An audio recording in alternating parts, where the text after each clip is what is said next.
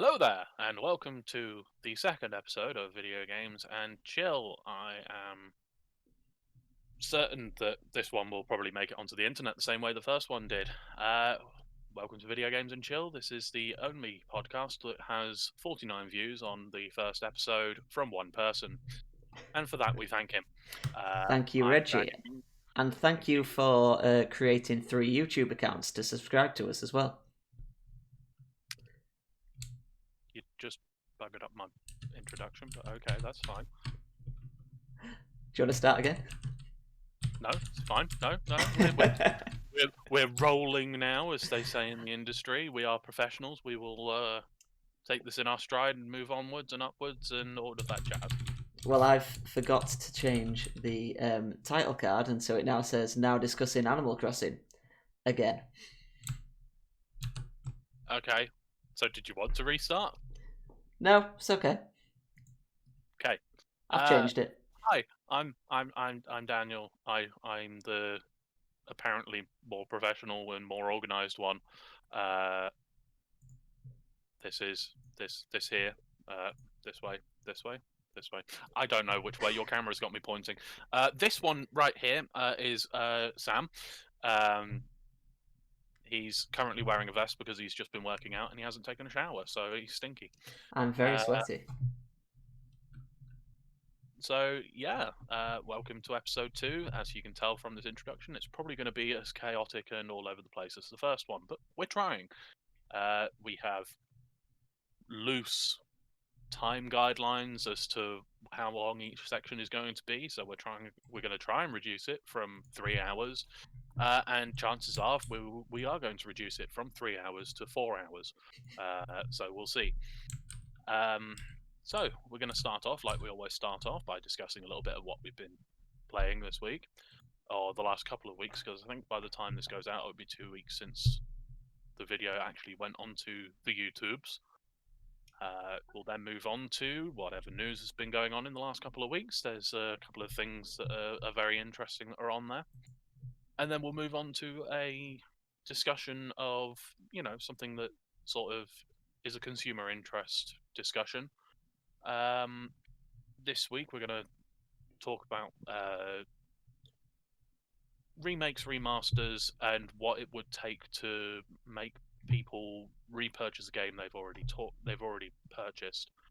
We're bringing this up early because it seems like an awful lot of what we're going to be talking about anyway throughout the episode is, to do with remakes and remasters and all of that jazz, because I've been playing, a remake and a remaster in the last couple of weeks.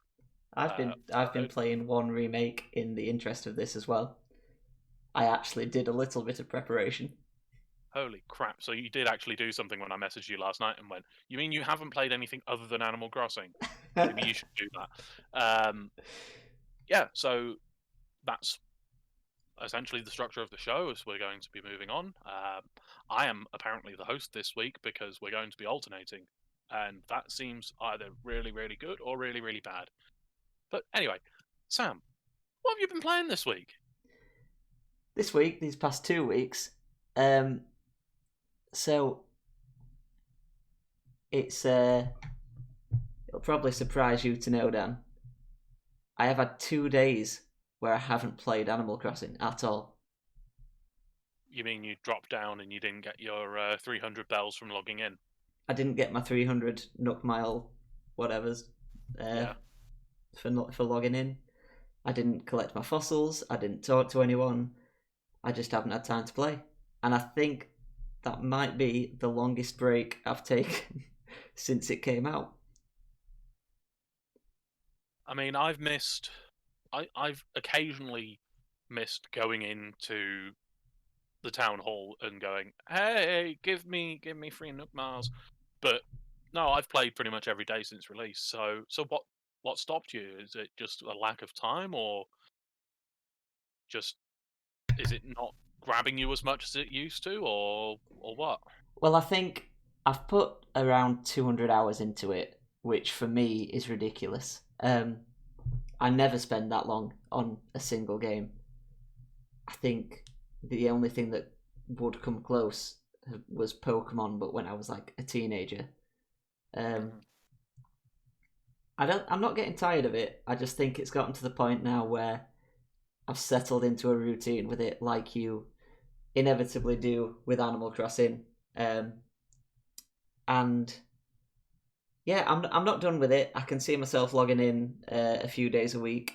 It is now Sunday, and I've bought my turnips, so I can see myself logging in pretty much every day this week. We didn't do our normal discussion of how much we were buying for.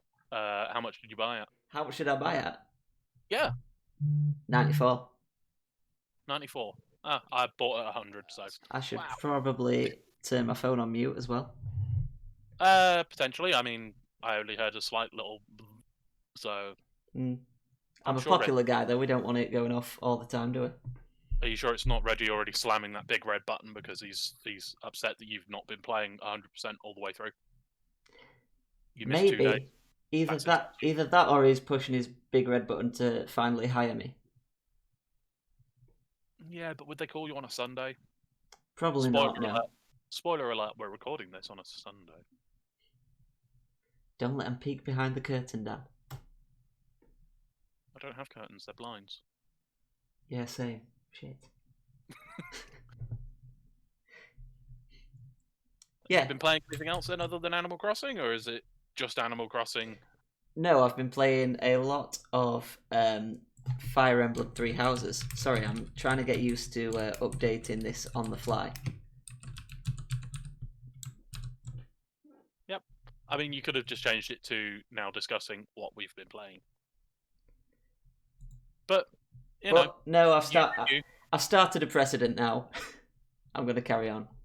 So we were talking about Fire Emblem a lot last week, and how I said I didn't know if I was getting a bit tired with the whole, like, I really enjoyed the battle system, and I was quite enjoying the story, but I was getting a bit bogged down with everything in between that, and feeling like I had to do certain things.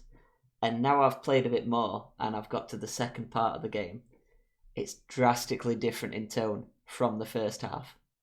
And I think everything that you do in the first half, all those optional things, building your relationships with the characters, and you'll be sat there like, yes, I know, of course, it's a Fire Emblem game, but it's my first Fire Emblem. So obviously everything you do in the first half, you build relationships with characters, you learn who they are, and then that impacts the story in the second part, essentially. Does it? Well, yeah, kind of. It more impacts like who is following you, who you're like fighting against, and so essentially the first half is a lot of like kind of generic bosses you're facing against, like almost cartoon villains that you're facing against.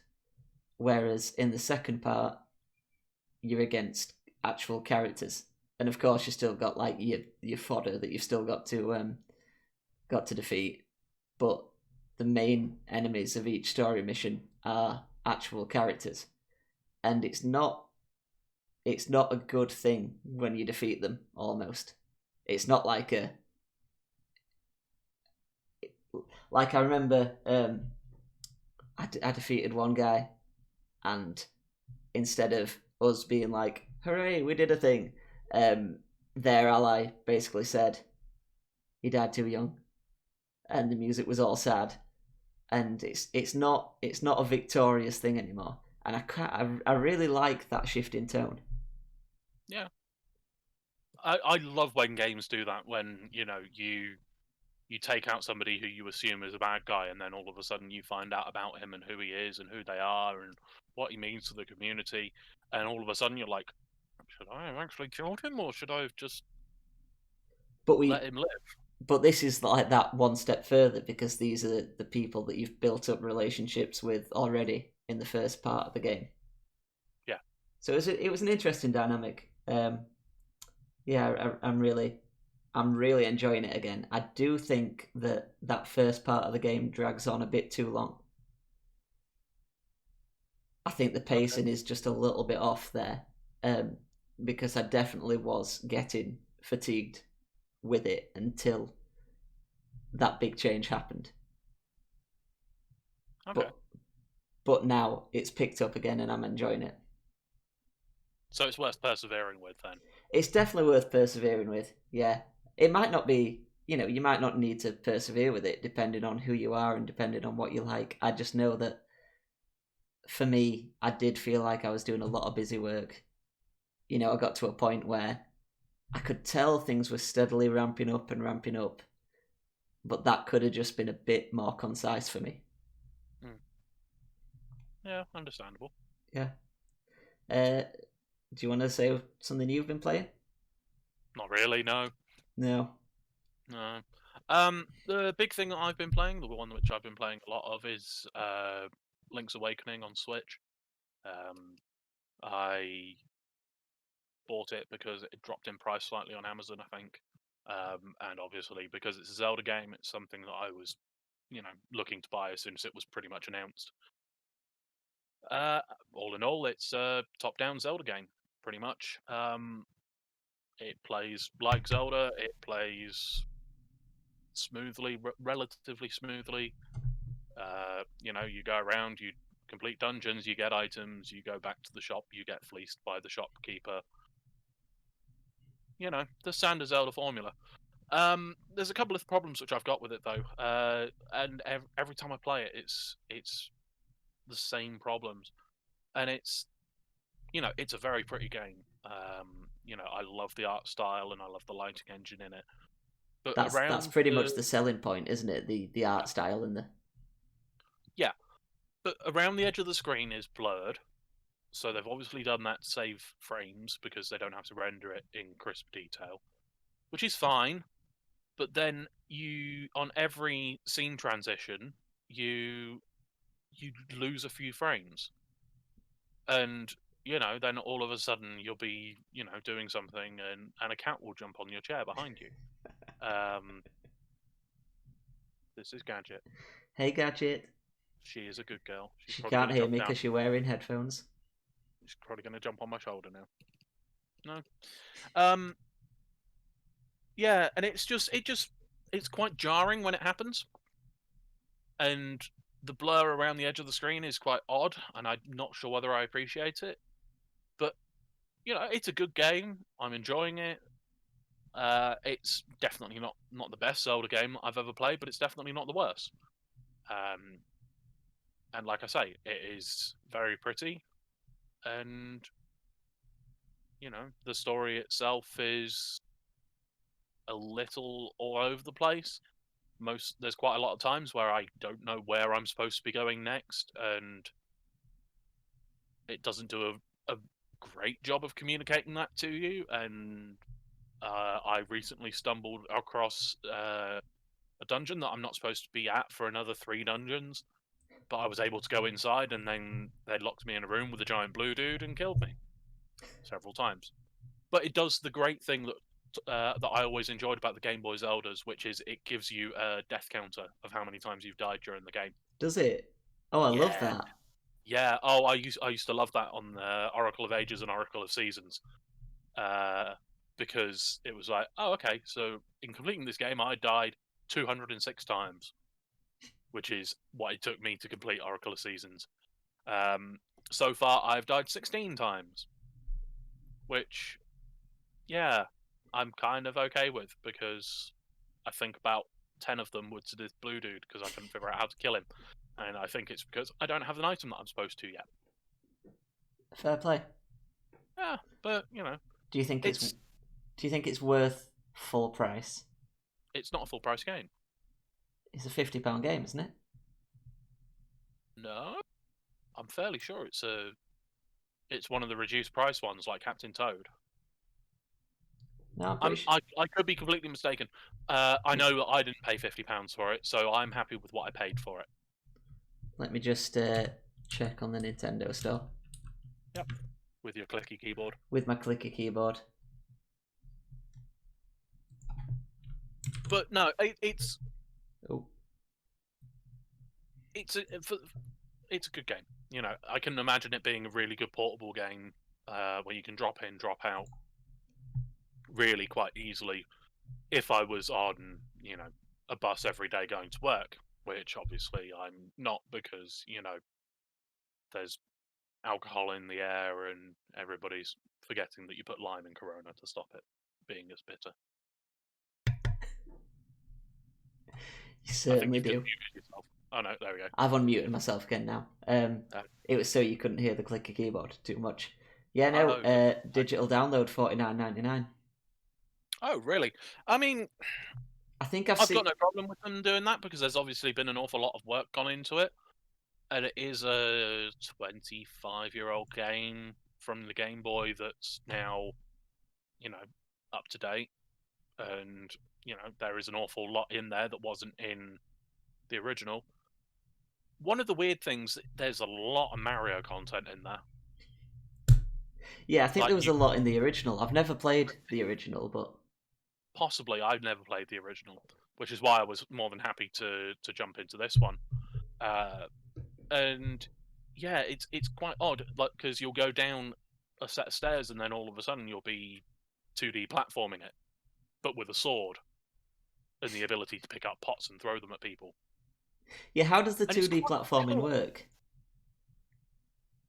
Sort of, it works. I don't know how happy I am with it. Like I say, it's quite jarring when it happens, but then it's also quite a nice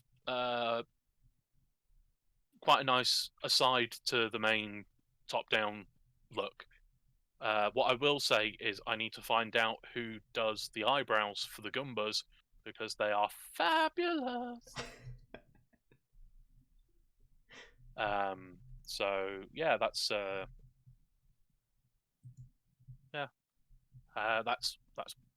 the majority of what I've been playing. And I've also been obviously dabbling with Animal Crossing every day. I played Pokemon a fair bit, trying to, you know, complete my Pokedex on that, which is a lot more infuriating than it should be. The GTS system is completely and utterly broken and just doesn't. It's there are too many steps to do something that should be a simple step. Mm-hmm. I can't remember if I mentioned it a couple of weeks ago, but you have to go out of your exit the game, load up Pokemon Home on your Switch, move the Pokemon from your game to Pokemon Home on your Switch, then close Pokemon Home on your Switch, open Pokemon Home on your mobile, and then you can do any trades and stuff. And then when you do the trades, if you're looking for things, the majority of the things I'm looking for right now are things that evolve through trading. So I've been looking for Escavalier, I've been looking for Excelgor, Aromatisse, and the whatever the Swirlix's evolution is, I can never remember. But those sort of things don't evolve via trade through the GTS. So it's like if you want the evolved ones, you actually have to find somebody in real life that has a version of the game that will, be able to trade with you, which is fair enough. But I it's don't. just I don't think that's fair enough. So you have well, it's Pokemon that always evolve. So let's say if you traded a Machoke on the GTS, the other with a person. Haunter. Pardon? The other person with a Haunter, the other person would get a Machoke, and you would get a Haunter. It wouldn't evolve. I don't agree with that in the slightest. I think GTS has been like that for a while, but I can't say for certain because I've never had this issue before. I've never had a situation where I've been unable to complete the Pokedex because, you know, but it's just the GTS, the whole GTS is just broken and has been for several years. But the new way of getting onto the GTS is just ridiculous. It used to be that you either used to go to a building in one of the games or you load it up via the player search system and go, okay, I am looking for this Pokemon. I have Mm-hmm. this Pokemon to trade. Great. Fantastic. Now I can be looking for I'm looking for a Lunatone at the moment because my version exclusive is Solrock. And everybody who's offered a Lunatone up for trade is looking for ridiculous things that you can't actually get, like a Greninja level 1 to 10. And it's like, well, how are you going to get a Greninja at level 1 to 10 without hacking? I think that's been a problem since Yeah. Diamond and Pearl, since the first online games. Since the first GTS, yeah. Which they should have fixed that. There's now a little switch that says, oh, I want to exclude people who are searching for legendary and mythical Pokemon. Does it work? Like hell does it work? I don't want to see legendary or mythical Pokemon. Okay, so this person wants a Landorus for their Lunatone. Hang on, isn't that a legendary / mythical?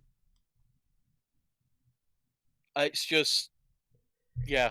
It's I think for it's me, irritating. it's another kick in the teeth as well, because now with Nintendo Switch Online, we're paying for this sort of thing. Yeah, yeah, and I have to. It's so just completely broken and completely not thought out. And every time I do it, it's just sort of. I really hope they fix it with the patch that's going to come out some point this month. The DLC is supposed to be out June, and so far it is almost June. We are recording on the 31st of May, Shh, and they don't still tell haven't. them. It's still out. We've just told them it's a Sunday, and yeah, and we don't have a proper fixed release date yet. It's I really enjoy. I said this last time. I really enjoy quite a lot of the aspects of Pokemon Sword and Shield, but it's just some of the implementations are just so incredibly wrong. Just It's like you said, it's just corners cut, isn't it? That's a big thing. so many. I meant to send you a. I took a screenshot of a situation in Pokemon that I meant to send you, and it just just that one screenshot tells you all you need to know about the game, and it's in one of the Dynamax raid battles, which by the way they're not bad. They're pretty good. They They're, could be better. they're definitely a good Uh, idea. they are a great idea. They are good fun. But somebody posted something on the Pokemon subreddit the other day that was just sort of like, don't get me wrong, I'm probably there's probably going to be a lot of hate coming towards this, but I actually hate the raid battles, and this is why. And they were like, they're too simple. You get Mhm. 4 people, you go into the raid battle, and you just spam whichever super effective move you've got. Mhm. And he's not wrong. Which is They're not kind wrong. which is kind of a problem with single player Pokemon in general, with the monotype gyms and stuff like that. Yeah, but they've always been ways around that. Like you'll go Mhm. to a water type gym, and you'll be like, yeah, I've got this mega awesome lightning Pokemon. I've got this level 7,000 Pikachu that will, because my name's Ash Ketchum and I've been 10 years old for 25 years. And you'll go in, and then all of a sudden they'll have the entire gym leaders lineup will be uh, Whiscash, Quagsire, Mhm. and I'm going to go with Palpitoad. Let's go with Palpitoad because you wouldn't have a Seismitoad at that level. Mhm. Maybe, I don't know. And it's like, oh yeah, my electric Pokemon is now completely pointless. Yeah, no, type combinations definitely help. Um, it'd be nice to have some more challenges that weren't just monotype, though. Yeah, definitely. Like The if the Elite Four were, let's say, um, all like champion battles, so except in varying levels of difficulty. so there is one gym leader in Sword and Shield. He is the Dragon gym leader, the last gym leader you face. But I say Dragon gym leader only because you get the Dragon uniform after beating him. Most his actual thing is I will control the weather to defeat you. See, that's And really interesting. that was such a really interesting battle. What? So he had Because Pokemon with stuff like Sandstorm and Drizzle and he started out by sending out a Camerupt, which okay. had Drought, and all of a sudden my Pokemon that I've been gearing up to fight this guy was completely and utterly useless because he was a Water type, Mm-hmm. and it was just sort of like, oh crap, my my Water damage is not going to do anything here. Mm-hmm. Crap, what can I do? That's great. That's such Yeah, a great idea. but the thing is, when you face him subsequently, you know, he can throw out something with Sandstorm. He can throw out something with, you know, Rain Dance, or whatever the equivalent ability is. You know, it's that sort of thing. If they did more of that, that would be fantastic. Mm-hmm. Yeah, yeah, And you definitely. know, again, we'll see what happens with the DLC, because the DLC looks like it's going to be interesting? Question mark. But I the base game is got too much wrong with it. Mm-hmm. There are too many irritating little things for it to be what it should be. Mm-hmm.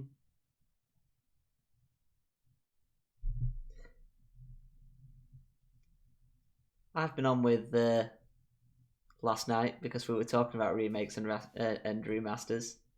I decided to play a little bit of the Crash Bandicoot Insane trilogy. Oh yeah. Um, I so just for context, I got that game when it released on Switch last year. Was that or 2018? Something like that, yeah. Yeah, I can't quite remember. But yeah, I got that game when it released on Switch because I was definitely going to play it portably and not on PC or PS4. Um, and I beat the first game and started the second game and then pretty much put it down. I was going to say, you beat the whole game last night? No.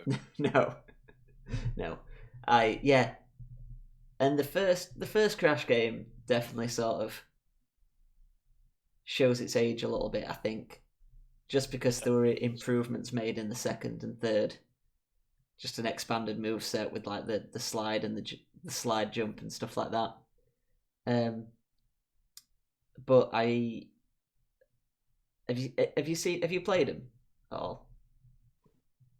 Yep, I played the original 3 when they were out on PlayStation, and then I've played the Insane trilogy because it was free.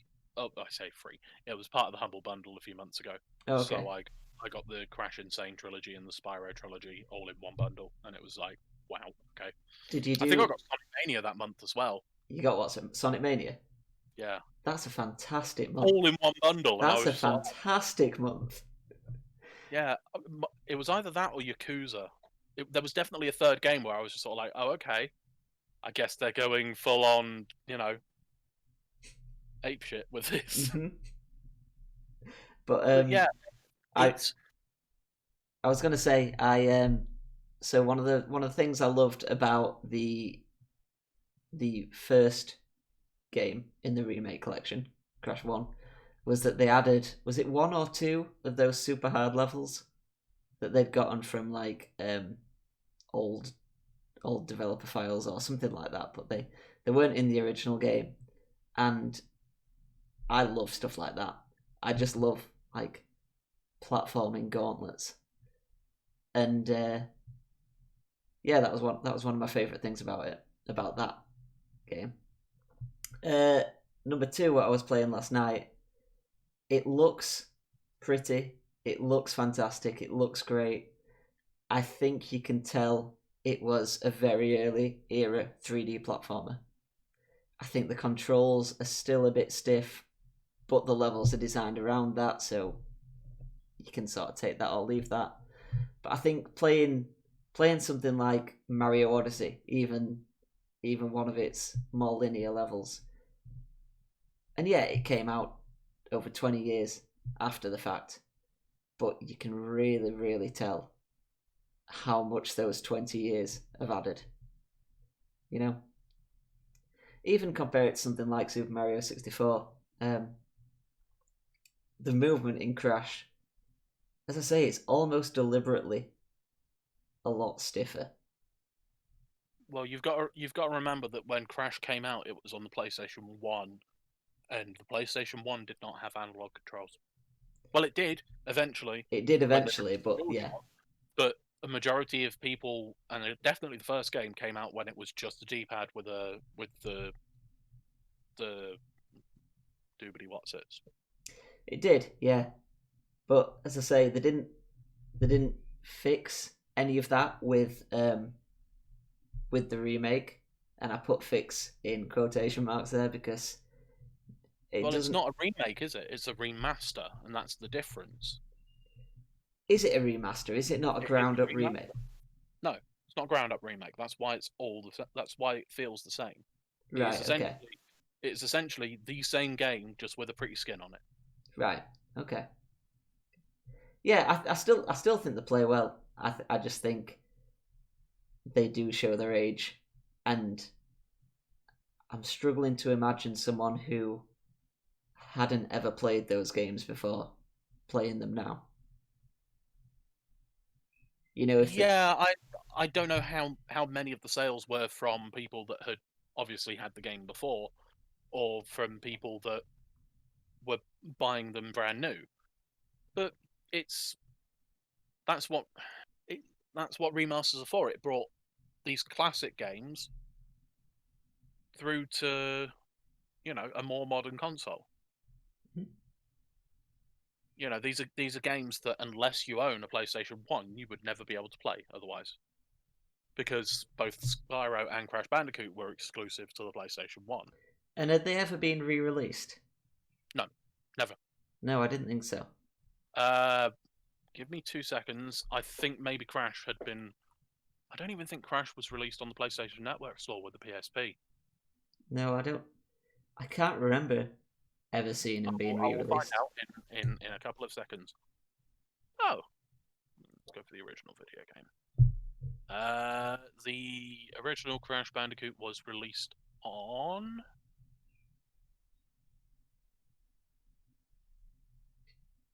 It's the 8th best-selling PlayStation game of all time. Yeah, it was released on PlayStation 1, and then remastered and released for PlayStation 4 and other platforms. Mm-hmm. Ooh, can't go that far. Yeah. So yeah, these are games that unless you had a PlayStation 1 in 1996, or have a PlayStation 1 now with a TV that can, cope with a PlayStation 1. You're never going to be able to play Yeah. it otherwise. Yeah. And these are games that are classics. I mean, there was a point where Crash Bandicoot was tentatively the mascot of the PlayStation. Yeah, PlayStation have always kind of struggled with, not struggled. Since Crash, I feel like they have struggled with mascot characters. I think that's a hangover from a time where mascot characters were required, Yeah. or maybe not required, but they were. You had Sonic, you had Mario, you had Pac-Man for Namco. Namco and Atari. That would be what sold games, Mm-hmm. because you'd have to have. Well, it would be from the arcade cabinets. That you'd have to have a character on the arcade cabinet. So you'd have Donkey Kong on the side of the arcade cabinet, or Pac-Man on the side of the arcade cabinet. And you don't need that anymore. You need, people aren't looking for single characters for your consoles. There is no single character that defines the PlayStation 4. There is no single character that defines the Xbox One. There is no single character that defines the Switch. There was definitely a transition though. Like in the PlayStation 2 era, Sony definitely had their first party mascot platformers, the Jack and Daxter and the Ratchet and Clank, and their Sly Cooper. We're essentially their Mario and Zelda. Yeah, and Xbox had Halo. something. But yeah, that's the thing.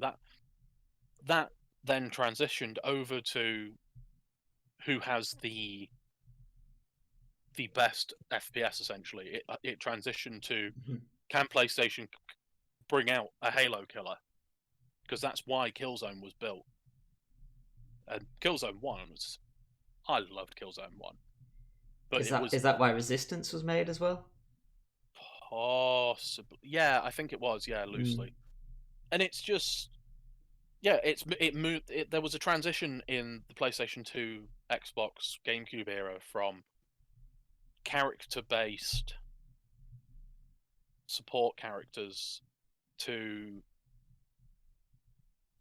actually focusing on, games and gameplay. Mm-hmm. I think it's interesting that you brought up that the modern consoles don't have these mascots, and the Switch isn't defined by one single character. I feel like Nintendo, more so than Sony or Microsoft, really heavily lean into their cast of characters. There's always going to be a Mario, a Zelda, a Kirby, Yeah, a Yoshi, and they're the flagship and they're creating new IP like ARMS and Splatoon, and I feel like they're gonna try and carry on supporting that and bring them into like the mainline Nintendo frontrunners. but that's not it's not it's not the same. It's not what it used to be. No, I'm not claiming that it is, but I think they're closer to that. Nintendo are closer to that than the other companies are going to get in a long time. Yeah, I mean, the closest you'll get is Halo with Master Chief. And even that, because the advantage that Nintendo have got is the fact that they can take these characters and they can put them in brand new games with brand new stories, and nobody's going to look at it and be like, "Oh, this is the linearity of the story, and this is where we're at." I mean, there will be some people in Zelda that are like, "Oh, so this game actually fits in here, and this one fits in here, and this one actually has two separate split-offs. One leads to here and one leads to there." But in the grand scheme of things, nobody's sitting there and going, "Oh, so where does this fit in the Mario timeline?" No, exactly. Oh, he's kidnapped her again. Oh no! Oh, who is this rotter? And in the same way, you couldn't have like Master Chief playing tennis. I would love that. I would love a think Master Chief tennis game. I think everyone would love that, but I'm not sure Yeah, it's going to happen anytime soon. No, but the equivalent could be said for, you know, you wouldn't put so and so in a fighting game, but that only works because Nintendo lean into the craziness of Smash Bros. Yeah. Whereas if you look at something like the PlayStation All Stars, there is definitely characters in the PlayStation All Stars game that they released where it's like, this character has no real reason to be here. I mean, even loosely Soul Calibur, when you've got Soul Calibur with the current one with Geralt from The Witcher. And then I think Soul Calibur had Link in it at some point, Soul didn't Calibur it? 2 had Link, and fair enough, everybody, they lent into the craziness of it, but if you read all of the stuff in the game and you looked at the backstory and stuff, it kind of made sense. A portal appeared, and there was a call for a better sword than the Master Sword, so Link went through the portal. Yeah. Easy. Yeah. Easy So game explanation. We've got on the screen now discussing Crash Bandicoot. I think we went a bit off kilter there, but well, no, because we were talking about. Oh no, I know mascot platformers and yeah. I know. We were talking about console mascots, which don't happen anymore. No. Which is, just I think it's gaming maturing. Everybody has their imaginary friend when they're a child, that their single mascot, and then they grow up and they don't need their imaginary friend anymore, but they do occasionally want to go back and talk to their imaginary friend, which is why there's a remaster. Mm-hmm. We all need that imaginary friend every now and then. Oh yes. You can't see him, can you? I think he's on top of your bookcase. Oh yeah. No, he's just the thing that's gonna possess me. Good luck with that. yeah, the final thing that I've been playing as of yesterday when it arrived is the new. I say new.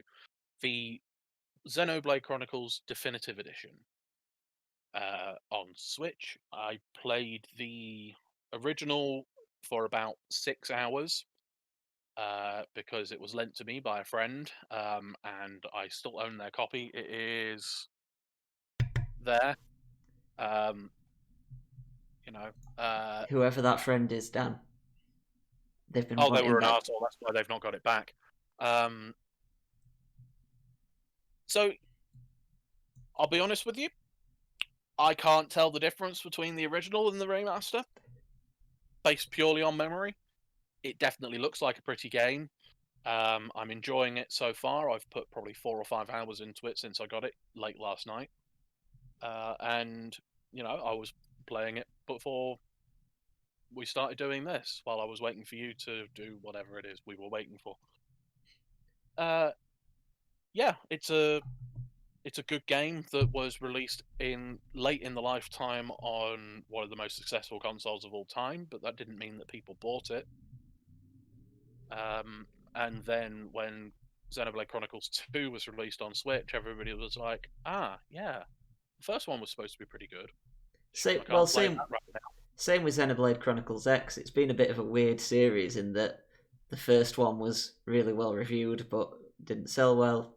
Xenoblade Chronicles X, really well reviewed, came out on the Wii U. Yeah, I do wonder if they're going to do the same with Xenoblade Chronicles X. I kind of hope they do, even though, the three games are not 100% linked. You don't need to play one to play the rest.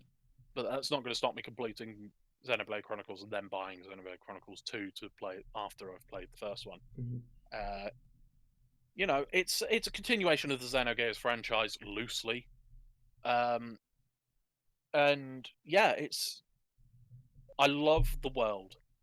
I already love the world. I loved the world sort of 15 minutes into the game Mm-hmm. because it's about these two world-ending titans that were fighting and then presumably killed each other, and then thousands and thousands of years later there are people living on the remains of the titans, and I as a core concept, that is just right up my alley. That's what drew me in as well. That's why I bought the original all those years ago. Yeah, and the battle system is it's interesting. It's very MMO, Mm-hmm. is what I will say, but more positional, I think, than MMORPGs. You've got an auto attack which automatically happens, and then you have things called arts, which are they do more damage based on positioning and different buffs and debuffs. But at the end of the day, it's a Japanese action RPG, and I enjoy the fact that I can pick up a random piece of armor and be like, oh, this is slightly better than my old piece of armor. I'm gonna wear this. Can you see the change? Yes, that's one of the things that they've changed with this. In the original, you could see the change, and then people were complaining about the fact that the end game armor doesn't look as good as some of the earlier game armor. So they've added in an appearance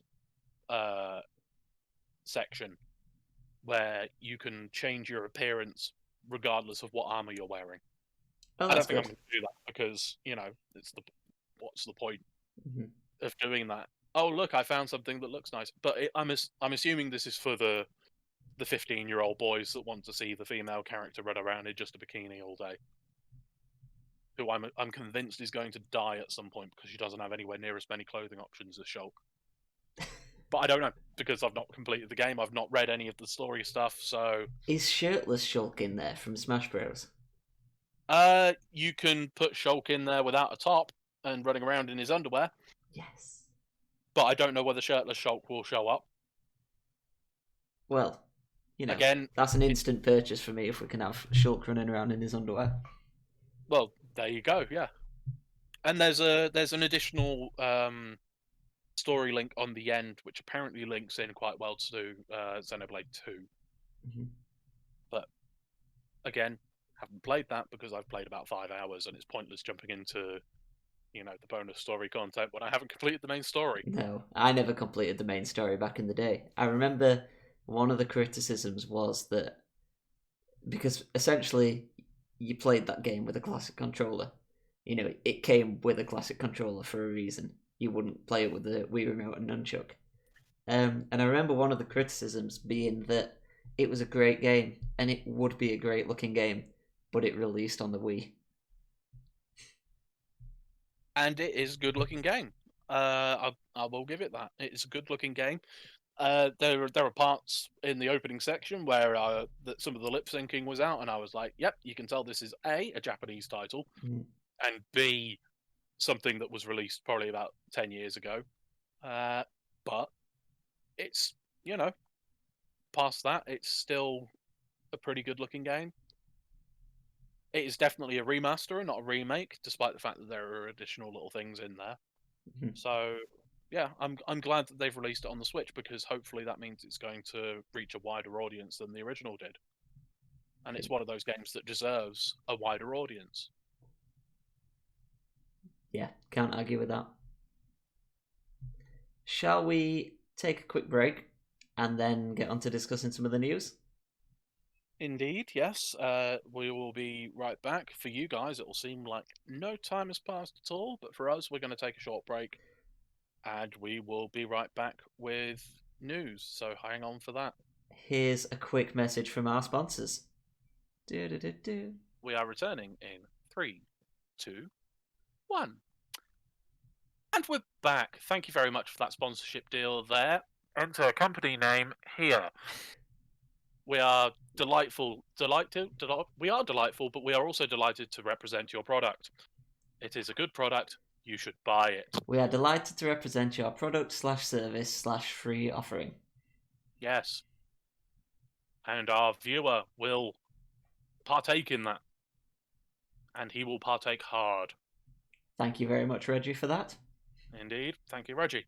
We're moving on to the news now. There's a little bit of news in the last couple of weeks. Nothing big coming up. We've got the Sony are going to be doing a PlayStation 5 game showcase thing beginning of June, and probably following that, Microsoft are going to go, we should probably do one of those as well. And this is coming from Twitch is doing a summer streams showcase thing to sort of put in there in lieu of an E3 show. I believe IGN are doing something similar, like a summer of reveals, or might be IGN then that are doing it. But somebody is doing something to do with video games, and we are very happy that it is happening, because the more video games that we see, the better the video games that we see. Sort of.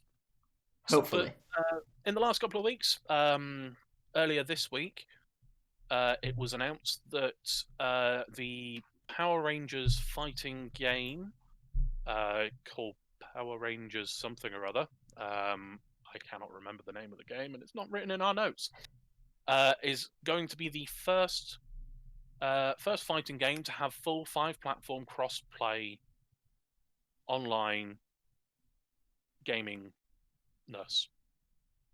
Which is brilliant news. Exactly what we were discussing last week.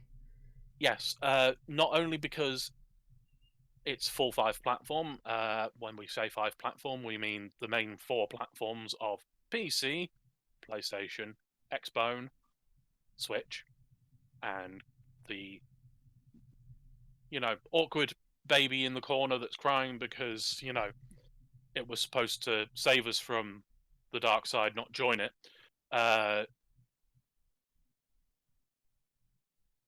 Google Stadia. And the reason why this is such a big thing is because for fighting games to be decent online, the netcode needs to be really spectacular.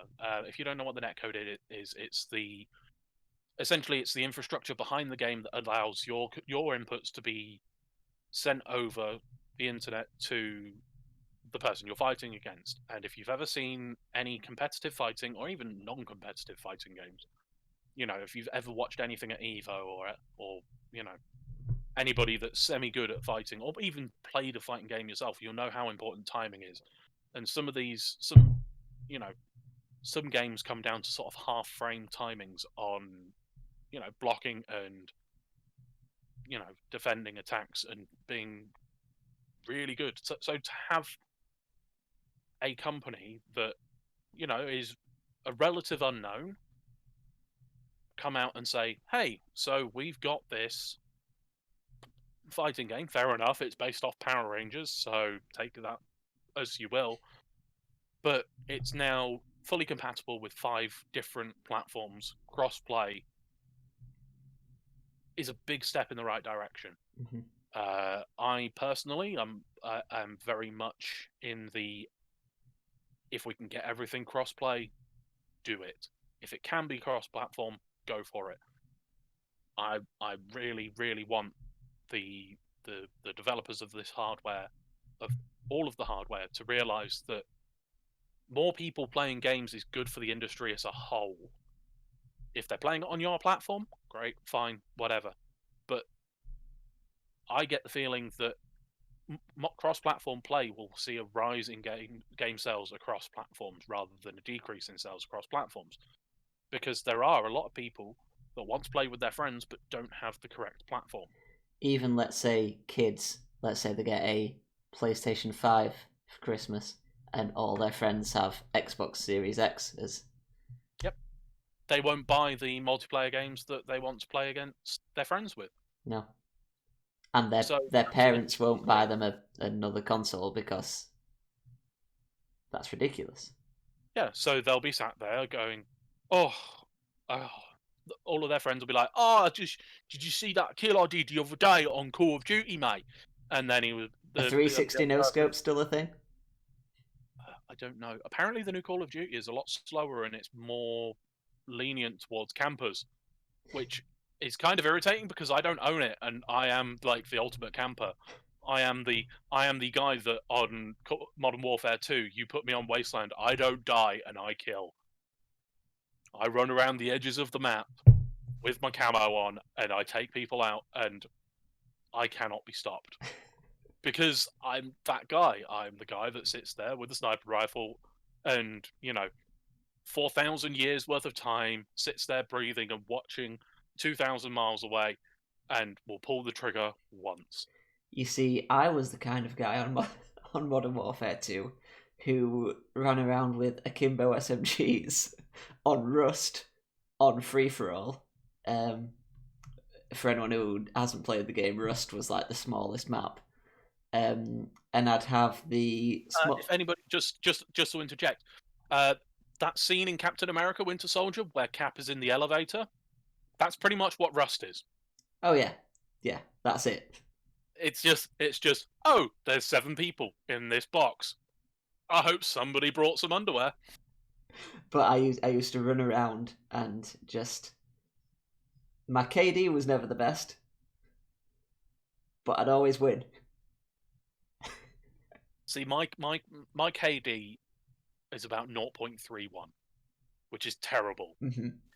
My shot accuracy, however, so when Modern Warfare 2 came out, I was in college and I played with pretty much all the guys in my class at college because we had enough people for a full round, either a 6v6 or 4v4, depending on how many people were playing. And it was always one of those things where, I was good at getting the objectives, and I was good at, myself and my friend Paul were great at getting the objectives and doing all of the stuff while everybody else racked up the kills and protected us. And it worked out really well. And then just, on a whim when Call of Duty Elite came out, we were just sort of like, oh, okay, now we've got all of these stats. Let's have a look and compare everybody. And right at the very bottom of the KD was me. And I was like, okay, just humour me though. There's an accuracy tab right there. Click on that. Right at the very top, 92% accuracy. And I was just sort of like, see, this is the thing. I don't always shoot, but when I do shoot, I'll hit people. And the thing is, um, that online multiplayer games naturally lend themselves to these sorts of stories, don't they? Of either playing with friends or with strangers or whatever. And as I say, especially for kids or teenagers or whatever who don't have the budget to keep up with what everyone else is playing on, this will just lend more to those experiences, and it'll make gaming just loads more inclusive. And as you say, it'll be good for the industry as a whole. Crossplay. Yep. Call of Duty is already cross-play through at least PlayStation 4 and PC, I think. But the other thing is, it can. Do you remember Evolve? When Evolve came out, and it was the 4v1 shooter where the one was Yes. the big old alien that would evolve. Yes. That was so much fun when it came out. But the problem with it was the fact that nobody was playing it. And the reason I get the feeling that games like that, games which are online only and are reliant on a player base, would do so much better if there was crossplay. Mm-hmm. Because You just have a fair enough, naturally bigger player base. yeah, it expands the player base. There are more people playing your game. Therefore, if you've got microtransactions, there are more people willing to buy microtransactions. You know, if you're the only thing that's going to be stopping this sort of thing, and I get the feeling that this is going to be the kicker, but it doesn't seem to have affected Call of Duty this year, is timed exclusive DLC. Like, Call of Duty has got play it here first on PlayStation 4, where they get the DLC a month early. And that sort of thing, that sort of giving companies money so that it's on your platform first, is probably the only thing that's going to be stopping it moving forward. I really am an advocate of let me the power of there's a couple of things which fair enough could cause an advantage to people playing on a PC, like frame rate, field of view, and just performance in general. But the rest of the consoles at this time are pretty much even, and even with the next gen consoles, and each of them saying, "Oh, we're going to one up each other, and we are going to be the best," they're still going to be pretty damn even. Everyone said there's going to be a difference between the PS4 and the Xbox One. Is there? Like hell. Development teams are still developing cross multi-platform games. Are not going to make one look better on one console than another. And even if it does run better on one console than another, it's something you can iron out with frame locks if you need to, or just by giving the players options. I think we ran into this with a discussion last time about the trouble with splitting the player base with too many options. So there's definitely a balance that needs to be struck there. I think the balance shouldn't come down to what console you're playing on, and I think we discussed this earlier in the week, even though we weren't on the internet. How dare we? No. And that's with proper matchmaking. That's how you standardize these things. That's how you deal with the the advantage that PC players would have over other consoles. Skill-based matchmaking. Yeah, skill-based matchmaking. StarCraft has done it. I'm always playing against people of the same skill level as I am, despite what occasionally people will say to me after a game. It's my fault. I play Protoss. But there's if you have a proper matchmaking system where you are properly placed on a ladder, or just matchmaking ranking or whatever, and you're put through against players that are the same skill as you, doesn't matter whether or not they're playing with a controller, whether they're playing with a keyboard and mouse, whether they're playing with a flight stick. If they are the same skill level as you, they are the same skill level as you. There's another sort of, and not to talk about this too much because we've been on this crossplay thing for a while now, but there's another sort of spanner in the works when it comes to games like Overwatch, which balance their PC and console games separately. Yes. But then that doesn't stop But them from doing PS4, Xbox, Switch crossplay. No, and also, if you had skill-based matchmaking, then that wouldn't be necessary anyway. I mean, there are a couple of specials in Overwatch that do require different balances on PC than they do on console, but that's down to the design team. If they, if they've designed a thing to work that way, then they're going to have to, you know. I'm not saying all games should be. Actually, no, I am saying all games should be crossplay. Mm-hmm. If you've got a game on one system and you've got it on another, they should be able to play together if you're playing online. The problem with matchmaking is the fact that the same thing that is a problem on StarCraft, which is you can lower your matchmaking ranking intentionally to get easier games. Mm-hmm. And that is the issue. But that's the same with matchmaking on individual consoles as it is anyway.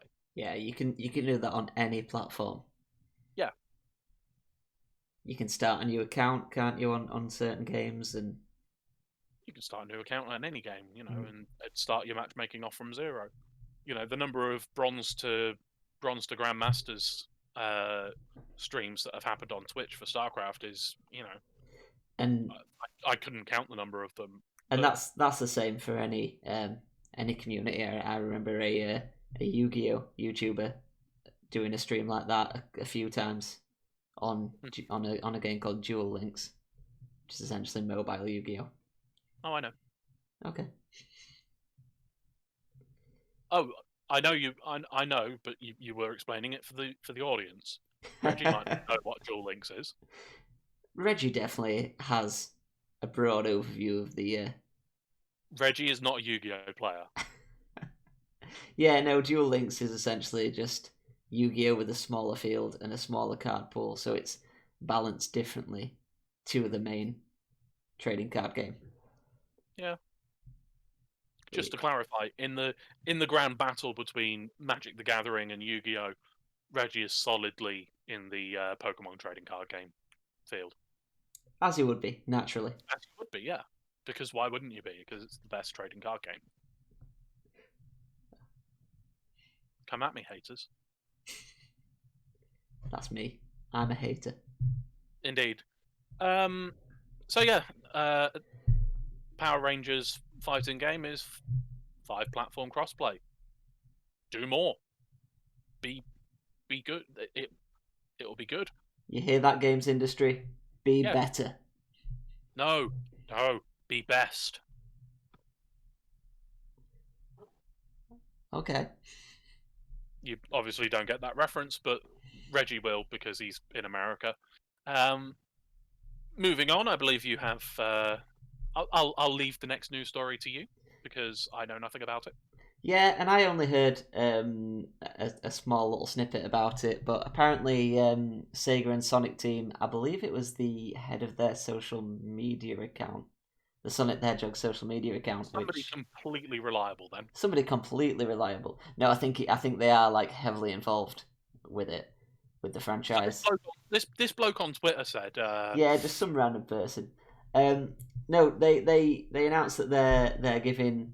That Sonic Team are giving their Sonic games a longer development time, which is why we haven't seen a mainline Sonic game or any announcements since the shit show that was Forces in 2017.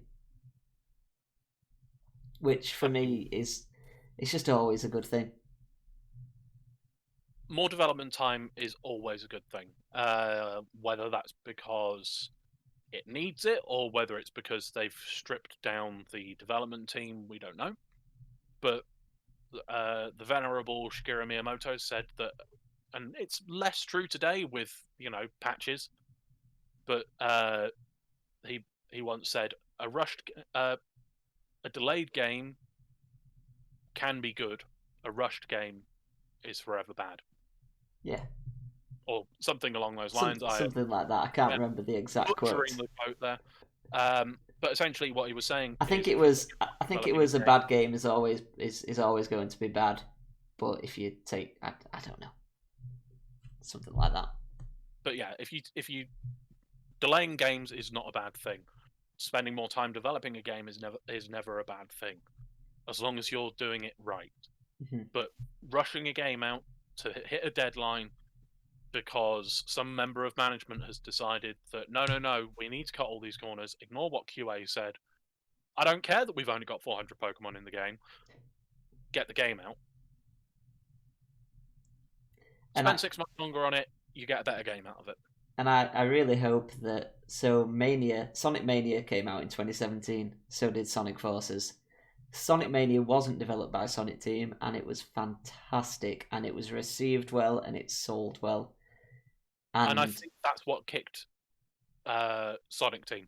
I really hope so, because Forces was the exact opposite of that. Forces was I've not played it, so hands in the air here, but from what I've Neither seen, have I, but I've seen people talking about it, and from the sound of it, from the number of memes that have come from it, yeah, it was yet more of the Sonic Team not understanding what Sonic is about. Yeah, absolutely. Which is such a shame because with Sonic Generations, that was Sonic Team understanding what Sonic was about. And when I first saw the very first trailer for Sonic Forces, which was essentially here's modern Sonic, here's classic Sonic, I was like, great, they're doing Generations 2 with new levels rather than classic levels. That's what I thought it was. And obviously that kind of might have been what they were going for, but just wasn't. Yeah, and you look at Sonic the Hedgehog 4, fair enough, it was episodic content, but that was Sonic Team doing a Sonic game, knowing what Sonic was about. The two Sonics that got released on DS, Sonic Rush and Sonic Rush Adventure. Rush 2 Electric Boogaloo. Fantastic games. And they managed to blend in the 3D with the 2D side-scroller. Mm-hmm. And it worked really well. I've really enjoyed playing through Sonic Rush. Yeah, I only played about a Sonic game in years and since. I only played the sequel, Sonic Rush Adventure, and yeah, I thought it was fantastic, and it's just such a shame that so many Sonic games are bad. Like, is Sonic a good franchise now? No. He's a good character, and no. You don't think? I don't think he's a good character. No, I don't think he's ever been a good character. I think he is. The only time Sonic has ever been a good character was in that one TV series where he was rather entertaining. I think apparently the film that came out, he was really good, which is why they've greenlit a second one. Yeah, Ben Schwartz is meant to be great as Sonic. He's a funny guy anyway, from what I've seen. Have you, slightly off topic, have you watched Middleditch and Schwartz on Netflix? I haven't, no. It's 3-hour-long episodes of them taking the piss out of somebody for the first 10 minutes and then improvising an entire scene based on what they've just been talking about. And it is sublime. I saw their Game Grumps, Guest Grumps episode because where they were promoting it, yeah. And that was great. So I can only imagine. It is just... The first episode is the weakest of the three, and the first episode is absolutely hilarious. Well, that's good praise. Oh, yeah. Yeah, so to close up that bit, Sonic Team have announced they're spending more time on developing Sonic, which is good because that's probably what he's needed since 1991. Yep. The final bit in our news section is, I'm not sure whether it actually counts as news because it's definitely an opinionated piece. Mm-hmm. Saints Row the Third remaster actually looks surprisingly good, is what we've got in our notes. That's obviously me writing that one. That is obviously you writing that one. Such a me thing to write. So the remaster has got a whole new lighting engine, remade textures. Uh, there's essentially it's been a complete graphical overhaul. But the issue that I've seen is the fact that most of the reviews have been rather stinky. Saints Row the Third was a fantastic game. I really enjoyed playing Saints Row the Third the first time through. But I don't think that it's old enough to be given a remaster, despite the fact that apparently it looks great.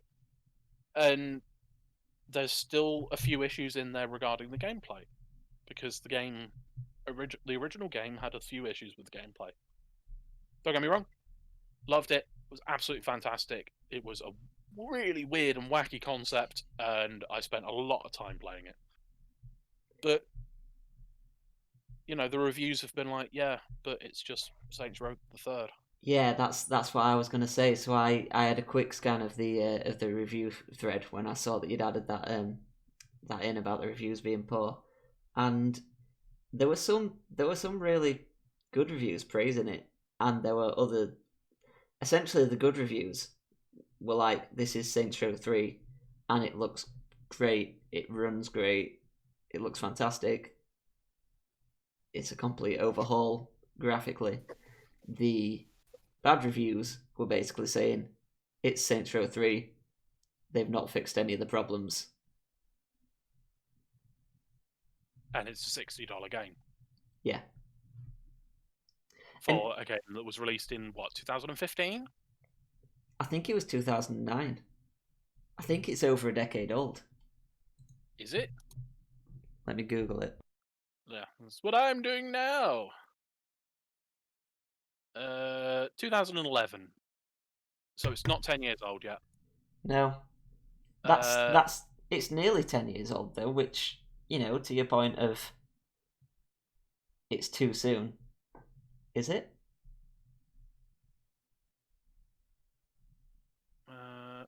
I'm just looking at whether or not the... Sorry, I'm distracted here by PC. I don't even know if it is out on PC. On PC, the remaster is an Epic Game Store exclusive, which you can pre-order now. Oh, right, it's that bollocks, is it? So it was 15th of May that article was written. So I'm assuming the Epic Game Store version was Released on the same released. day. Yeah. That's fair enough, but it's still bollocks, and I hate that. I don't like timed exclusives. I don't like being forced to... I can understand why Epic are doing it. They want the player base to move over to them from Steam, but until their infrastructure matches that of Steam's, and Steam's isn't great to begin with, I'm not going to bother. But yeah, I can the fact see. that you have to buy it again on PC. This is why I wanted to do this as our discussion, and this is where we are sort of going to segue into the discussion. Remakes and remasters are fine. My problem comes with remasters on the same platform that they were originally released on. I mean, PC remasters specifically, I don't like PC remasters. Saying that, there are good ways to do them and there are bad ways to do them. The good ways to do them are like Bethesda did with Skyrim Special Edition, where they were updating it to release on modern consoles and Alexa, and they said, oh, by the way, if you have a PC, you're gonna get the remaster free. You'll get the Special Edition for free. And I think that quite a few gives companies have done that, haven't they? I think. Yeah. Did maybe BioShock do that? I'm not sure. I don't know because I don't own any of the BioShock games on PC. Yeah. I know a few games repackage and resell the stuff for modern consoles and then just include the upgrades for free on PC. Anyway. Yeah, and then there's companies that don't, like EA with Burnout. Burnout Remastered is the same game, just with a new lick of paint. And Burnout Paradise is a decent looking game to begin with. but they released it on. They did a remaster so they could release it on PS4, Xbox One, and Switch, and then didn't give the remastered update to the people that already owned Burnout Paradise on PC. But the problem with that is the fact that, you know, I've bought the game once, I have it on PC, I can still play it on PC. It's not a case of I can't play this game anymore because it is on the same damn platform. Mhm. I mean, you are talking to somebody that owns Resident Evil 4 on 5 different platforms. And that's a Six. great point to bring up, because immediately when I saw, so the question that you posed was, what improvements would make you repurchase a game you have already owned? And I owned Shovel Knight on PC, and then I bought it on Switch because I wanted it handheld. I wanted it on the TV rather than on my PC, and that's just because of the quality of that game. Mm. It's not a remake, it's not a remaster, it's literally just a port, and I've bought it again because that game's so good. Yeah, and there are a lot of ports to Switch as well. I've been dabbling with the idea of buying Breath of the Wild again, because obviously I own it on Wii U, and now I own a Switch. It's like, well, do I just bite the bullet and buy it again on Switch? But the problem I've got with that is the fact that the price hasn't dropped, and It I'd never have will. no, it never will. And to do what I'm currently doing on my Wii U version, I'd need to download the DLC as well, which the DLC isn't transferable, which is something that irritates me. No, And that's true. But if the game isn't transferable, why would the DLC be transferable? because the DLC is digital, and it's an add-on to the game. So if you've already bought the add-on, then I don't know. It's a difficult one. I can understand why it's not, but it doesn't stop me being irritated by it. Mm. You know, and there have been a lot of remakes and remasters released over the last year and a half. You know, you've got remakes like Resident Evil 2 and Resident Evil 3, which are full ground up remakes of the same story, question mark. And Resident Evil 2 was many people's game of the year last year. Yeah, I'll be honest with you, I'd definitely put it in my top 5. Mm-hmm. Easily. Which is incredible for a remake. Yeah, but it just added so much to that game. And then you've got remasters like Xenoblade that's just come out. You've got Saints Row remaster, which are just a new lick of paint on top of an old game. And this is the sort of thing that's going to become more of a question moving forward, because all of the games on, or at least a majority of the games on Xbox One, will be playable on the Xbox Series X. And the reason they say majority is just to cover their own backs. It will be pretty much every game. Yeah. It'll be the vast majority. You will be hard pressed to find a game that doesn't run on the Xbox Series X that runs on the 360 or the Xbox One. Same with the PS5 and PS4. Yeah, I mean, potentially. Sony have it's come out this week that Sony have told developers that any game that releases on the PlayStation 4 from June, I think it's June 7th, they've said, has to be compatible with the PlayStation 5, which is great. That is really consumer-friendly stuff, and I love to see it. And it does mean that what's going to happen with these remasters, because the game's going to be available to play on the platform. I get that developers are putting a lot of effort into them, but should they be getting you? I mean, it's. I'm not sure. So, the honest answer. So, I know definitely the PS3 and Xbox 360, and I'm assuming pretty much all consoles before that. The architecture was it was unique, wasn't it? Which is why PS3 is so so difficult to emulate now, and it's why the PS4 isn't natively backwards compatible with PS3. It's why PS3 wasn't backwards compatible with PS2. The PS3 was far more powerful than anybody ever had any intention for it to be, and it was just essentially some guys in a lab going, "Hey, look at this thing!" Yeah, because the cell processor was state of the art. There's a reason why there are data centers across America just stocked full with PlayStation 3s, just doing data crunching. I was going to say, wasn't that a big issue that it was the PS3 was out of stock in a lot of places because people just wanted it for the CPU? Yeah, and but because they tried to do so much so different, it meant that they weren't backwards compatible with the PlayStation 2. Mm-hmm. And it means that because the PS4 is a much more developer-friendly machine, it's not as backwards compatible with the PlayStation 3. Which then leads on to having to have remasters of old games. Yeah. Like we were talking about Crash Bandicoot earlier. I don't know how easy it would be to get a PS. Probably fairly easy to get a PS1 game running on PlayStation 4. I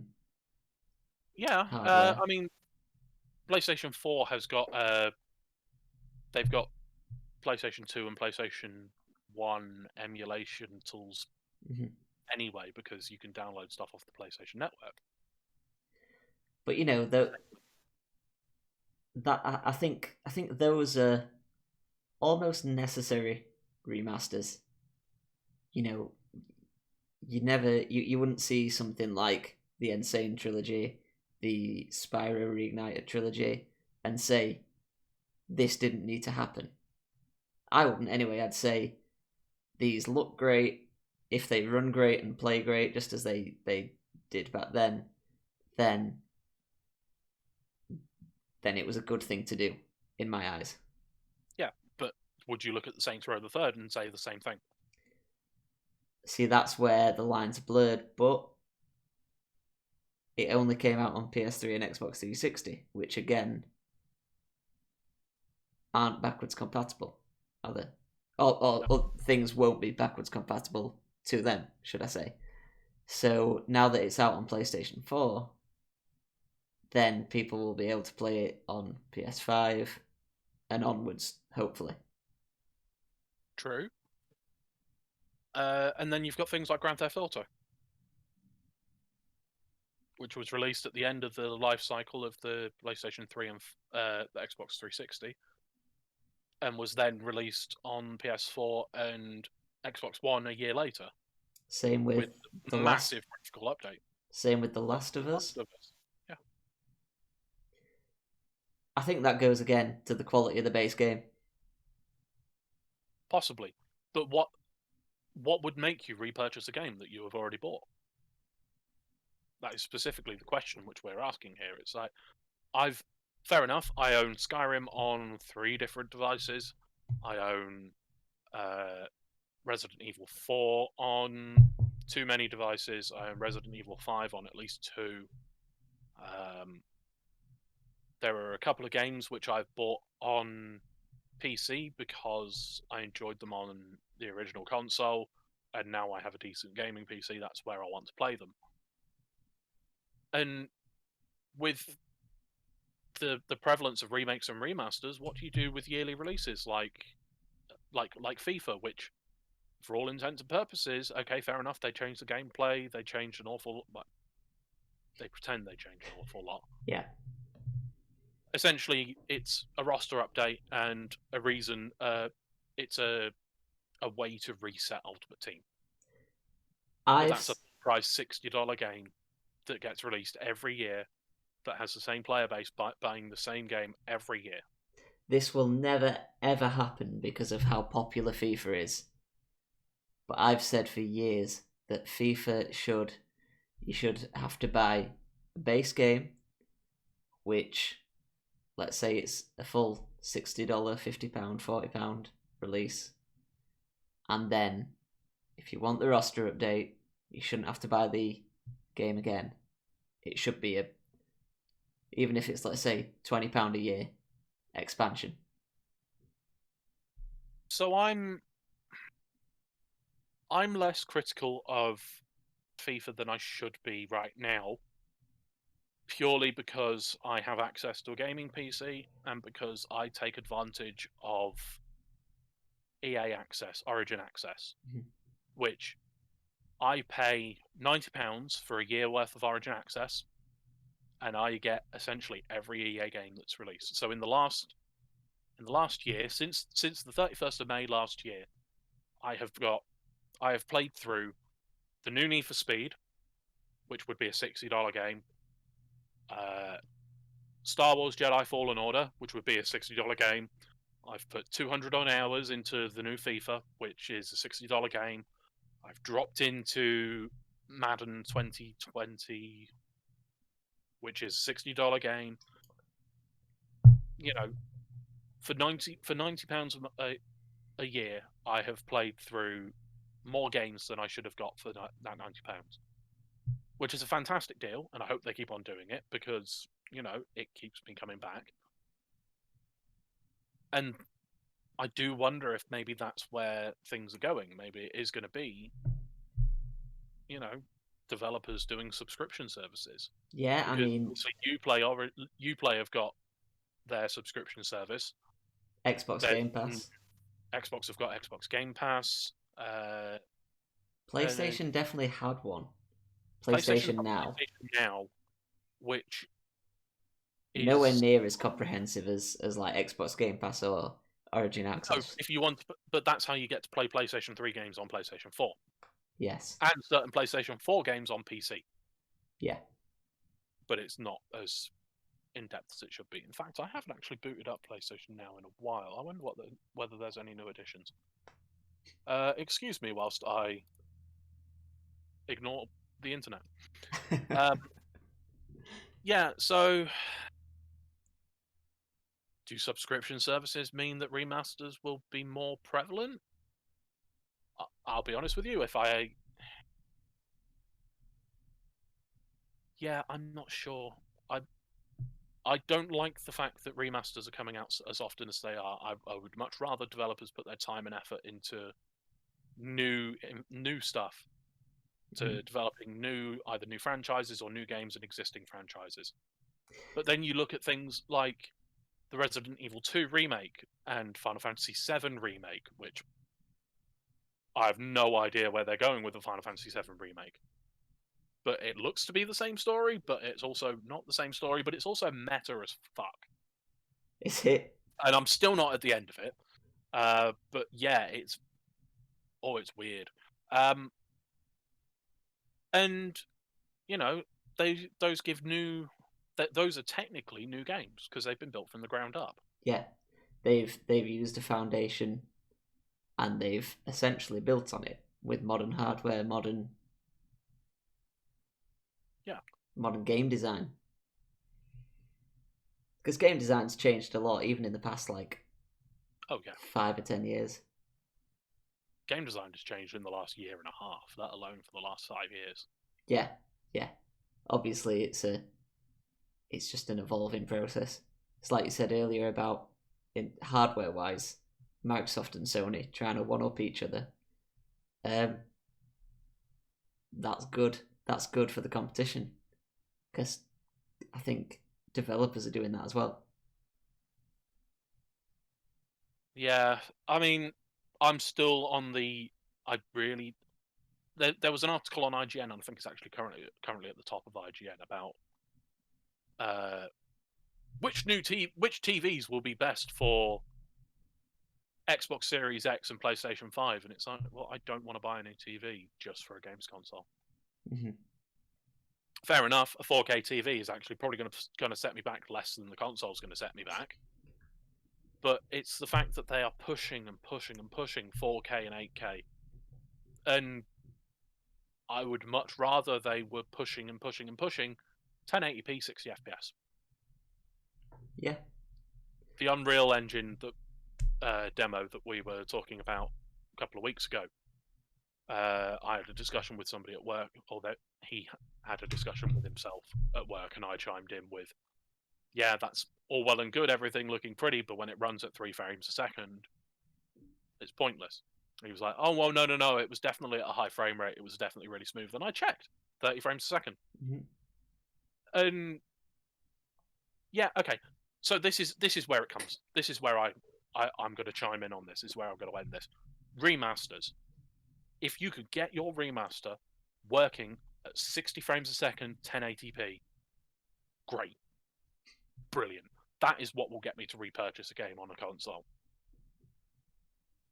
But that is the problem with Saints Row the Third. That it doesn't. It is looks 1080p, great. 30 FPS still. Yeah. On a console that is probably 3 times as powerful as the one it was originally released on. It looks pretty. The lighting looks great. They've redone so many textures. Oh, you know how much I love a lighting engine. Oh, absolutely. But you're right. When I saw the game running at 30 on the base versions of the console and not hitting 60 on the Pro and the One X, yeah, I was disappointed. A remaster should be a big enough leap that it looks good. Fair enough, I don't care about graphics, but if you're going to release a remaster, it should be the definitive version of the game.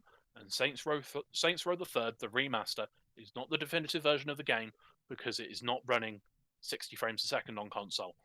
I can run the old version of the game with a couple of mods and have it running at 144 frames a second on my PC, and probably have it looking better than the remaster. For me, to answer what improvements would make you repurchase a game? For me, I've said it before and I'll say it again. First of all, if it's just a remaster, it's about the quality of the underlying experience. That's the first thing that will get me excited. If Sony said they were doing the Insane trilogy treatment on the Jak and Daxter trilogy, you know how much I love those games. Oh, you'd be all over that. I would be all over that. I think there's a lot they can do in that art style. If they were targeting 30 frames per second, I'd be disappointed, but it wouldn't put me off buying them, as long as, you know, the rest of the package was quality. Yeah, I have to say that if you are doing a remaster as well, there, and with it being the definitive version of the game, like I said, a few quality of life changes as well. So if your original game, go onto the forums and take notes of what people were saying when it was originally released. Mm-hmm. And, you know, if they were saying, oh, well, this is fantastic, but it's a little bit clunky, make a little fine-tuning things. Wind Waker HD is a brilliant example of that. Wind Waker HD is a brilliant example of that because they took out the whole, I'm going to spend 20 hours sailing around randomly in the ocean for some randomly dropped Triforce pieces. Yep. And cut it down from 8 to 3. And they added the fast sail. They added the fast sail, yeah. Yeah, and that's a difficult thing, isn't it? Where do you draw the line? Where do you make the changes? It's like I said with the Crash Bandicoot games. Number 1 feels more dated than the other two because it doesn't have the slide and the slide jump, which, you know, they increase his move, like Crash's moveset, and they just make the game feel a bit better to play in general. And the fact that they went pure with it and didn't make those improvements to the first game.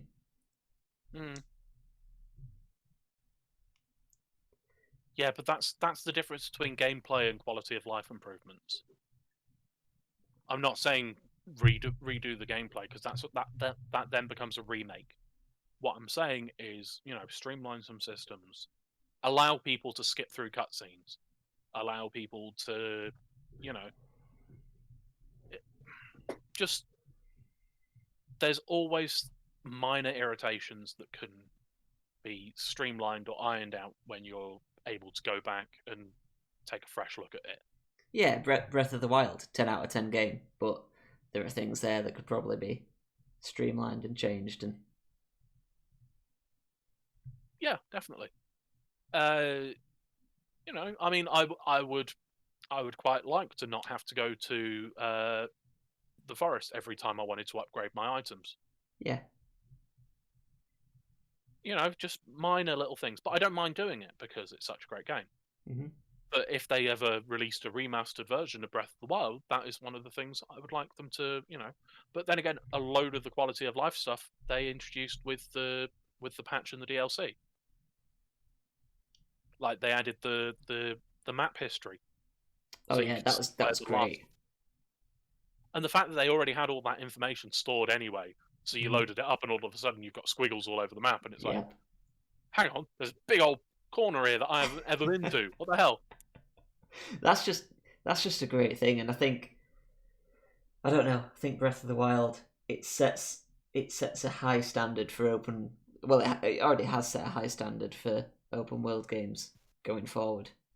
Definitely. But that's the thing. If let's say the Switch 2 came out and Breath of the Wild came out untouched, but with hitting 60 frames per second, let's say, would that be enough to make you buy it again at full price? I mean, considering I'm already considering buying it at full price on a second console, if it was hitting 60 frames a second, definitely. It would be a no-brainer because it is just one of those games where in 20 years' time, I will probably go back to it and I will still enjoy it and I will still put in 100 odd hours. Mm-hmm. It's like, a prime example of this is the Final Fantasy X remaster, where that is just a lick of paint over the top. There are a couple of quality of life changes that they've made, but not many. Essentially, it is just the same game. I own that on.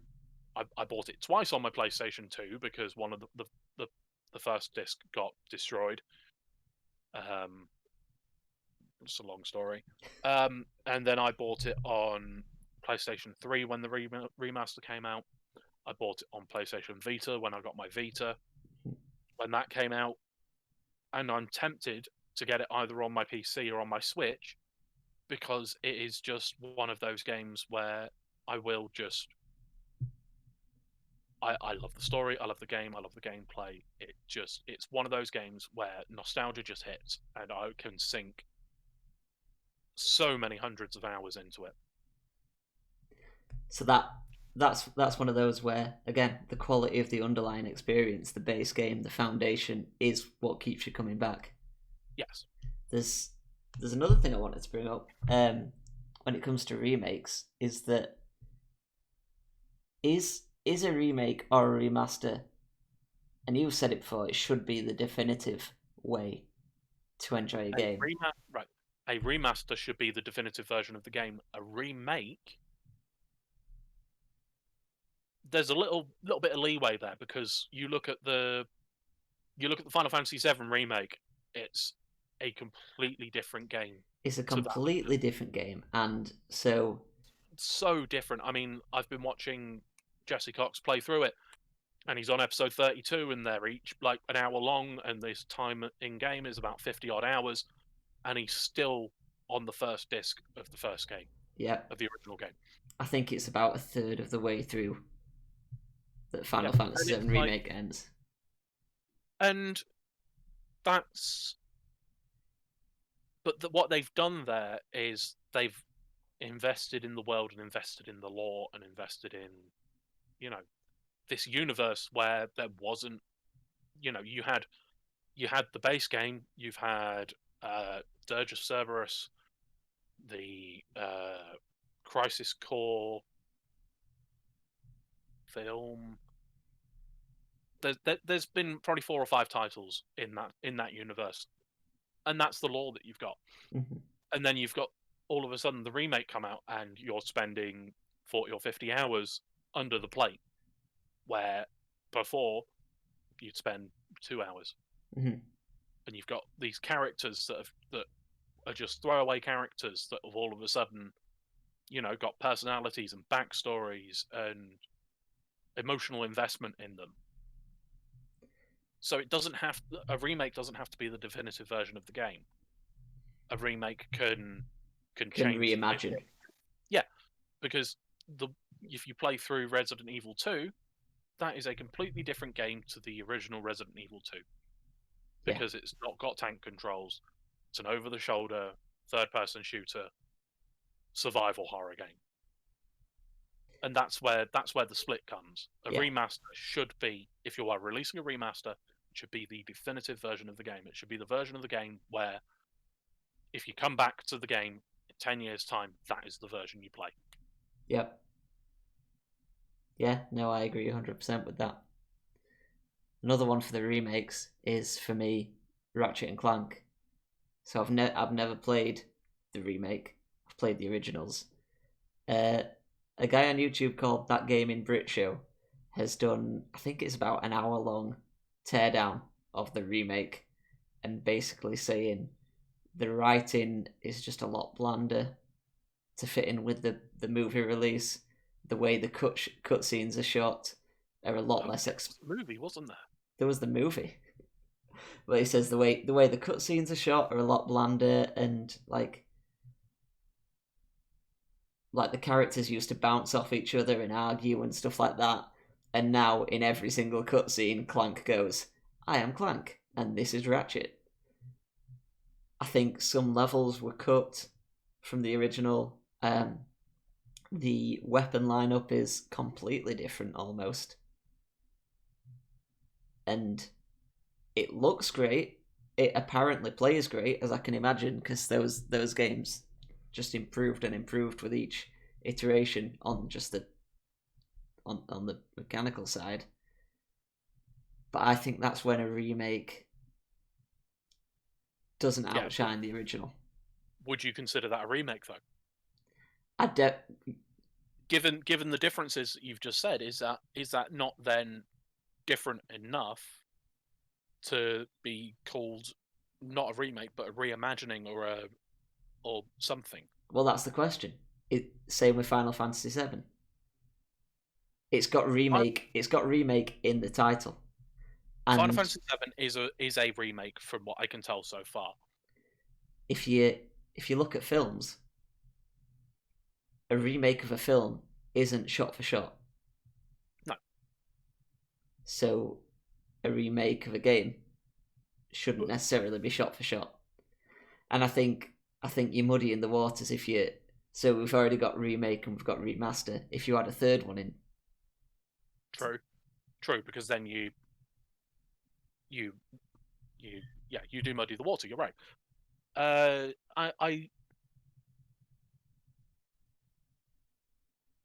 If a game is that different from the original title, I don't think it should be given the term remake. If that's what it started out as, fair enough. Because there are games that have started out as remakes of older games and then have diverged into being their own thing. If memory serves, I think Twilight Princess was that. I think Twilight Princess started out as a remake of Ocarina of Time and then diverged into being its own thing. Yeah, I can imagine that. I think. I can't say that for certain. I may be talking out my arse. In fact, I quite probably am talking out my arse. Whatever the case, Twilight Princess is definitely Ocarina of Time too. The same happened with on Zelda. The same happened with A Link Between Worlds. A Link Between Worlds definitely started development as A Link to the Past remake.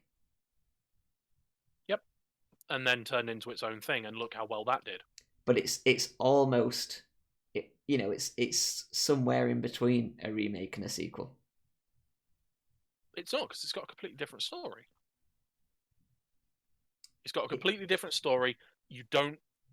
It's got a completely different systems, and then you can't claim it's pretty much a remake when you've got an entire core concept that is the entire thing the game is built around. No, that's true. That's true. You can't say, "Oh yeah, well, in A Link to the Past, he managed to suck himself into walls and no." That's probably one of my favorite gameplay mechanics that they've ever made. That just changes the way that you look at the game world, at any game world. If that sort of thing is implemented, that is a jump. Do you know what I mean? It's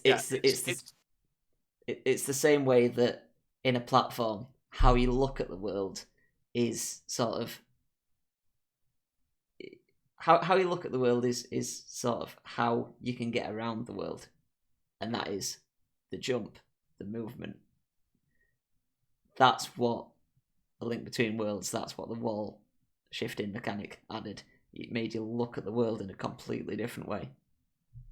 The thing which clicked it for me was when there was one of the small shell things on the wall, Mm-hmm.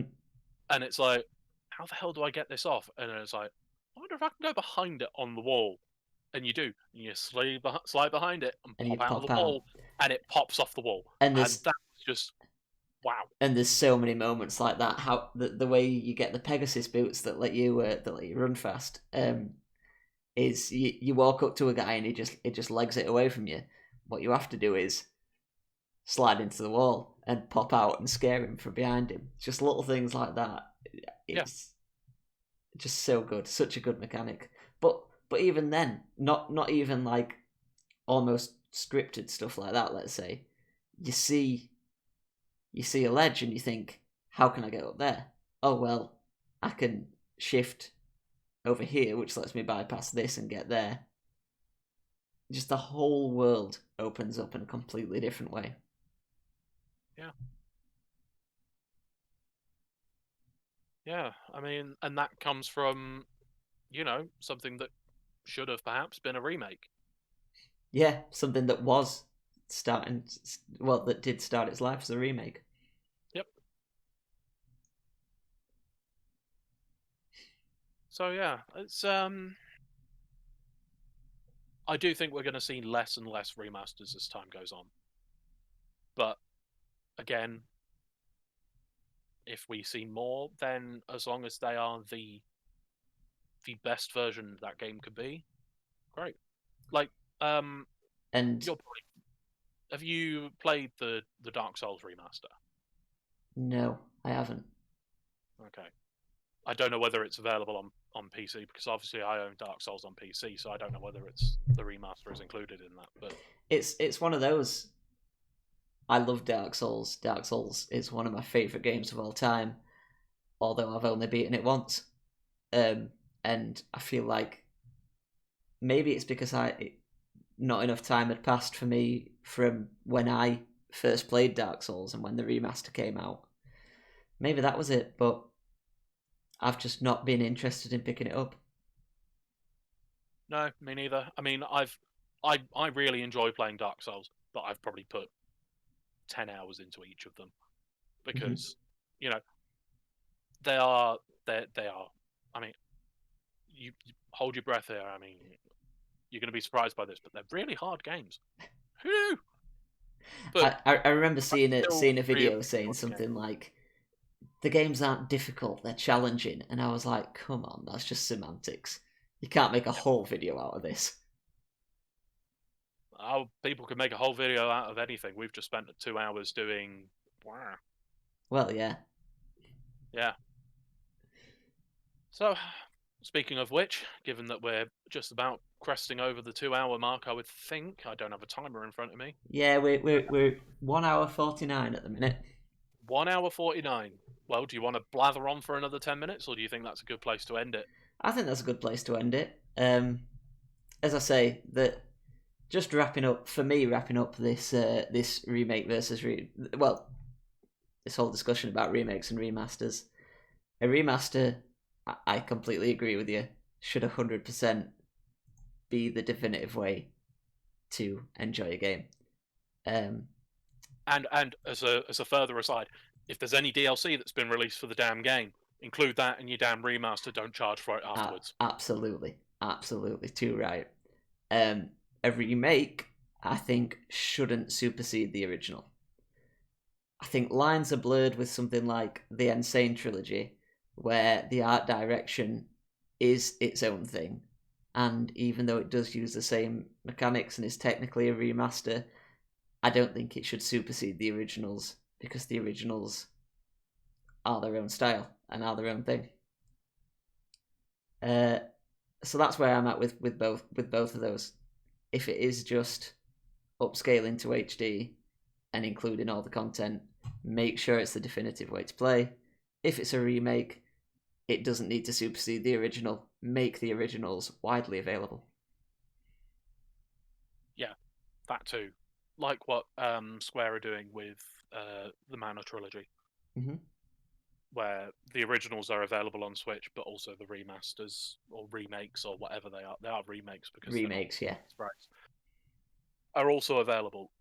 I do think the more people that can play the original as well as the remaster, the more people will appreciate it. Mm-hmm. And yeah, just be more like the Master Chief Collection, where they release essentially all of those are remasters, and all of them run at 60 frames a second, 1080p. Didn't break the game. Nope. That's the word. Yeah. So, thank you for joining us on this hour and 10-minute shorter episode of Video Games and Chill. We will be back in a period of time. I think 2 weeks You. is the sweet spot. Let's Uh, aim for 2 weeks, but life. Yeah, I think we're going to have a lot more to talk about in 2 weeks' time, because obviously we've got the Sony thing, and then Microsoft will probably do something, and then Nintendo will probably shadow drop a new Metroid game or something ridiculous like they'll want to do. And then, if the Killer Hornets and UFOs don't get us, then I'm sure riots will. But yeah, so thank you very much for watching. I hope that our one viewer is happy with that. We haven't had any explosions as of yet, so he hasn't pushed his red button. So Thank you, Reggie, for that. thank you very much, Reggie. We hope you're satisfied, and you can now either go to sleep or go in the shower. I don't know why you're wearing your bathrobe. It's probably just comfort, to be honest with you. I hope your hotel is good this week.